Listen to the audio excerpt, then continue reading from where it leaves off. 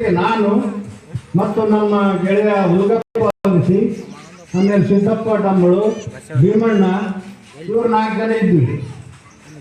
ಇವ್ರು 4 ಜನ ಇಟ್ಕೊಂಡು ಆತ ಮಾರ್ತಪ್ಪ ಅಲ್ಗೇರಿಯವರು ಇದನ್ನ ಒಂದು ಅಂಬೇಡ್ಕರ್ ಒಂದು ಸ್ಥಾಪನೆಯನ್ನು ಮಾಡಿದರು.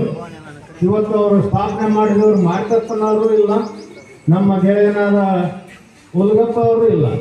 ನಮಗೆ ಭಾಳ ದುಃಖಕರವಾಗುತ್ತೆ. ಈ ಟೈಮಲ್ಲಿ ಇದ್ದರೆ ಸಂತೋಷ ಪಡ್ತಿದ್ರು.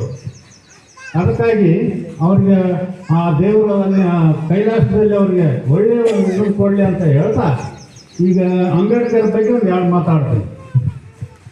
ಸಂವಿಧಾನ ಶಿಲ್ಪಿ ಬಾಬಾ ಸಾಹೇಬ್ ಅಂಬೇಡ್ಕರ್ ಅವರು 1991ರಲ್ಲಿ ಮಹಾರಾಷ್ಟ್ರದ ಮಾಹೋರ್ ಎಂಬ ಊರಲ್ಲಿ ಜನಿಸಿದ ಸತ್ಪಾಲ್, ರಾಮ್ಜಿ ಸತ್ಪಾಲ್, ತಾಯಿ ಹೆಸರು ಭೀಮಾಬಾಯಿ. ಹೀಗಿರುವಾಗ ಇವರು ಒಂದು ಮಹಾರ್ ಜಾತಿಯವರು. ಆವಾಗ ಬೆಳೀತಾ ಹುಡುಗ ಸ್ವಲ್ಪ ದೊಡ್ಡದಾದ ಶಾಲೆಗೆ ಕಳಿಸಿದ್ರು. ಶಾಲೆಗೆ ಹೋಗ್ತಾ ಇದ್ದ. ಇಲ್ಲಿ ಕನಕಾಪುರದ 1-2 ತರಗತಿ ಮುಗಿತು. ಗಿಣಿಗೇರಿಗೆ ಕಳಿಸಿದ್ರು. ಗಿಣಿಗೇರಿಗೆ ಹೋಗ್ಬೇಕಾದ್ರೆ 3-4 ತರಗತಿ ಇದ್ದ. ಒಂದು ದಿವಸ ಬರ್ತಾ ಇದ್ದಾರೆ ನಡ್ಕೊಂತ ಬಿಸಿಲಾಗ. ಒಬ್ಬ ನಾಯಕರು ರೈತರು ಬಂಡಿ ಹೊಡ್ಕೊಂಡು ಬರ್ತಾ ಇದ್ರು. ಇದು ಅಂಬೇಡ್ಕರ್ ಹೇಳ್ತಿತ್ತು. ಮುಂದ್ಗತ ಹೋಗಿ ಯಾರ ಮನೇಲೆ ತಮ್ಮ ನೀನು ಅಂತ ಕೇಳಿದ.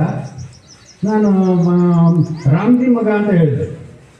ಮೊದಲು ಬಂಡಿ ಕರಿ ಬಿಳಿ ಮಗನ ಕೆಳಗ ಅಂತ. ಯಾಕಂದ್ರೆ ನೀವು ಕೆಳಜಾತಿಯವರು, ನಾವು ಮೇಲ್ಜಾತಿಯವರು, ನಮ್ಮ ಬಂಡೆ ನೀವು ಕುಂದ್ರಬಾರ್ದು, ಕೆಳಗಡೆ ಅಂತ ತಿಳಿಸ್ಬಿಟ್ಟ. ಅವಾಗ ಮನೆಗೆ ಬಂತ ಹುಡುಗಿ ನಡ್ಕಂತ ಅವ್ರ ಅಪ್ಪನ ಕೇಳ್ತಾನ, ಅಪ್ಪ ಹಿಂಗೆ ನೋಡಪ್ಪ ನಾನು ಬಂಡೆ ವ್ಯಕ್ತಿ ನಿಲ್ಲಿಸ್ಬಿಟ್ರೆ ನಾವು ನಮಗೆ ಅವ್ರು ಬಿಡಲ್ಲ, ನಾವು ಇಷ್ಟೇ ಇರ್ಬೇಕು, ಅವ್ರು ಅಷ್ಟೇ ಇರ್ಬೇಕು. ಅವರು ರೊಕ್ಕಿದ್ದವರು ಬಡವನ ಕೋಪ ದೌಡಿ ಮೂಲ ಅವ್ರನ್ನ ತಡ್ಕನೇ ನಾವು ಹೀಗೆ ನಡ್ಕೊಂಡು ಹೋಗ್ಬಿಡೋದು ಅಂತ ಹೇಳಿದ. ಅದೊಂದು ಮನುಷ್ಯನಿಗೆ ಇಟ್ಕೊಂಡ್ಬಿಟ್ಟ ಹುಡುಗ.